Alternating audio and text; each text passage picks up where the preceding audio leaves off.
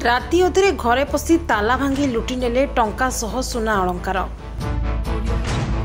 कटक जिला बड़म्बा थाना अधीन गोपीनाथपुर पंचायत चंडीमंगल ग्राम में घटी एभली घटना।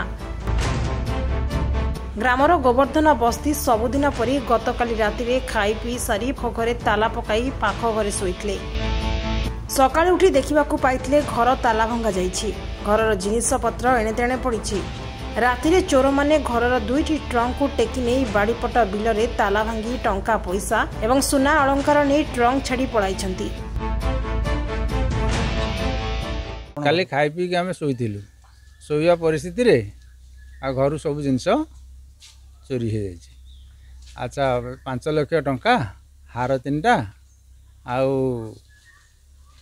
सोना रूपा जहाँ था सब जिनस चोरी हो जाइछि। सका देखला बेलू बिल भितर पकई पुलिस की जाकि अभियोग कर।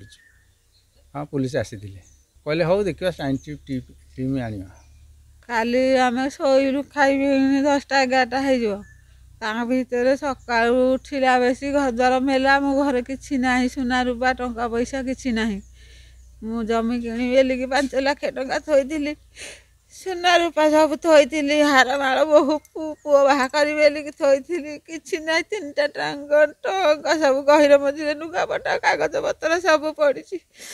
सका आम देखला बेलू अवस्था टंका 5 लाख टंका थोड़ी गोटे जगह किणी बेलिकी 5 तारिख से कहीदेला दब बेलिकी गोटे मोटे करके थोड़ी 5 लाख टंका अभियोग कर बाबू आई देखा देखी करके जाई लेखा पढ़ा करके नहीं। गोवर्धन बस्ती एक जमी किनिबा लगी 5 लाख टंका सह घरर सुना अलंकार ट्रंक रे रखिथिले। तेबे चोर माने समस्त टंका और सुना अलंकार चोरी करिथिबा गोवर्धन प्रकाश करिसेंती। परिवार पक्षरु बड़म्बा थाना रे लिखित अभियोग कराजिबा परे घटनास्थल रे बड़म्बा पुलिस पहुंची तदंत जारी रखिछि। बड़म्बारु प्रताप नायकଙ୍କ रिपोर्ट आवाज मीडिया।